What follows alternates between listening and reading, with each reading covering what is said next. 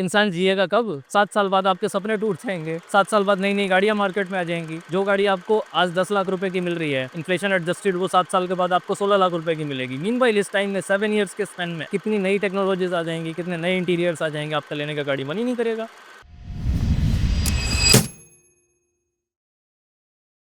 Hello and good evening everyone. मेरा नाम राजन है। मैं एक मार्केटिंग और ब्रांडिंग एक्सपर्ट हूँ। डिस्कस के 15th एपिसोड में आप सभी का स्वागत है। गाड़ी खरीदना हर मिडिल क्लास फैमिली का, हर इंसान का एक सपना होता है कि मेरे पास भी गाड़ी है जो आपको धूप से, बारिश से, गर्मी से बचाए। पर बहुत से लोग इसको अफोर्ड नहीं कर पाते या फिर अफोर्ड करने के लिए वो लोन ले लेते हैं। लोन लेना कोई गलत नहीं है मेरे हिसाब से।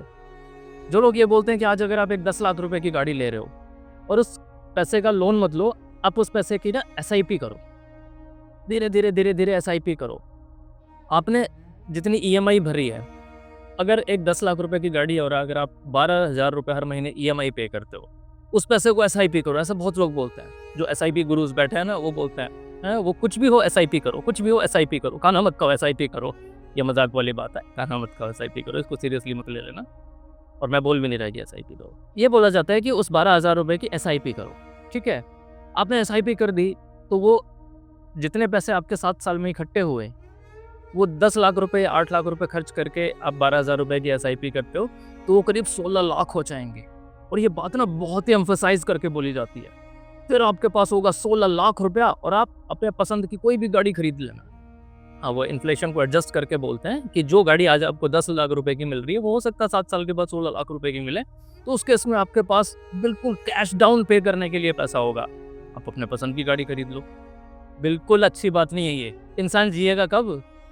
7 साल बाद आपके सपने टूट जाएँगे। 7 साल बाद नई-नई गाड़ियाँ मार्केट में आ जाएँगी। जो गाड़ी आपको आज 10 लाख रुपए की मिल रही है, इन्फ्लेशन एडजस्टेड वो 7 साल के बाद आपको 16 लाख रुपए की मिलेगी। मीनवाइल इस टाइम में 7 ईयर्स के स्पैन में कितनी नई टेक्नोलॉजीज़ आ जाएँगी, कितने नए इंटीरियर्स आ जाएँगे, आपका लेने का गाड़ी मन ही नहीं करेगा। दूसरी बात ये है कि लोन नहीं लेना सॉल्यूशन नहीं है। गाड़ी लेनी है, आप लोन ले सकते हो, लेकिन अगर मैं आपसे ये कहूँ कि आप गाड़ी ले लो और उस पे इंटरेस्ट आपका सारा बच जाए, तो कैसा हो? है ना कमाल की बात? मैं समझाता हूँ। जिसमें आप अपने मनपसंद की गाड़ी आज ना खरीद के थोड़े टाइम के बाद खरीद पाओगे, मे बी 6 महीने, 7-8 महीने के बाद या 1 साल के बाद, लेकिन वो 7 साल से तो बेटर है ना। प्लस आपका सारा इंटरेस्ट बच जाएगा। सुनिए कैसे। एक 10 लाख रुपए की गाड़ी आप खरीदते हो, 2 लाख रुपए डाउन पेमेंट देना पड़ेगा। तो जब आप गाड़ी खरीदने का मूड बना चुके हो, इट मीन्स आपके पास 2 लाख रुपए हैं, ऐसा मैं मानता हूँ।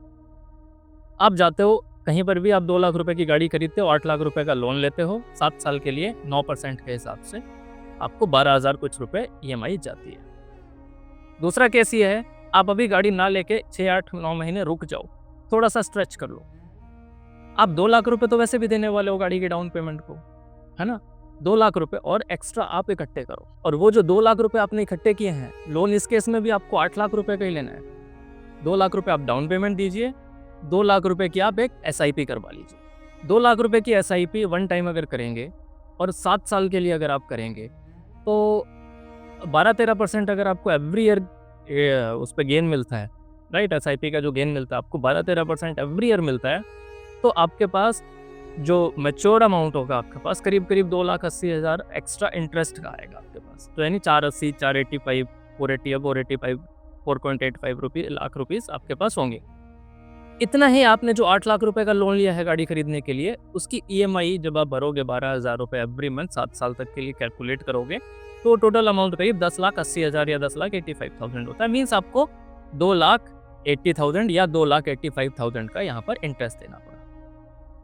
तो हो गया ना आपका सेट ऑफ इंटरेस्ट, क्योंकि आपने 7 सालों में अपनी गाड़ी पर जितना भी इंटरेस्ट दिया है, वो तो आपका SIP से रिकवर हो गया, क्योंकि आपने थोड़ा सा स्ट्रेच किया और 2 लाख रुपए एक्स्ट्रा इकट्ठे किए और उसकी आपने एक SIP बनाई, है ना। और उस पर अगर 12-13% मिलता है एवरेज, तो ईयरली इंटरेस्ट, तो आपका पूरा का पूरा इंटरेस्ट आपका सेट ऑफ हो गया। और सबसे ज़रूरी बात, आपको इंतज़ार नहीं करना पड़ा 7 साल तक, है ना। 7 साल में तो लोगों की प्रायोरिटीज चेंज हो जाती हैं, पता नहीं क्या क्या अलग सा हो जाता है ज़िंदगी में, उनको इच्छा ही नहीं रहती फिर उस गाड़ी को खरीदने की जो आ जाए। तो बेटर यही है कि आप इस तरीके से अपनी चीज़ों को प्लान करो। और इस केस में क्या हुआ, आपने अपनी गाड़ी को थोड़े दिन बाद, 6-8 महीने के बाद से खरीदा और उसको एंजॉय किया अगले 7 साल तक, उसको चलाया, अपनी ज़िंदगी को आप जिए विदाउट एनी कॉम्प्रोमाइज़, समझे। तो इस तरीके की जो चीज़ें बताई जाती हैं इंटरनेट पे वो 100% सही नहीं होती, कभी-कभी अपना दिमाग लगाना चाहिए। तो जब भी आप कुछ इस तरीके का खरीदने जाएँ, महँगी चीज़ है गाड़ी, जब भी आप खरीदने जाएँ थोड़े पैसे एक्स्ट्रा इकट्ठे करें और वो ऐसा नहीं है कि आप पूरे डाउन पेमेंट दे दो 4 लाख रुपए और 6 लाख का लोन करा लो, नहीं। अगर आपको कुछ इमरजेंसी आ गई तो 2 लाख रुपए आपके पास होंगे जो एसआईपी में हैं, उसको आप विथड्रॉ कर सकते हो, ठीक है?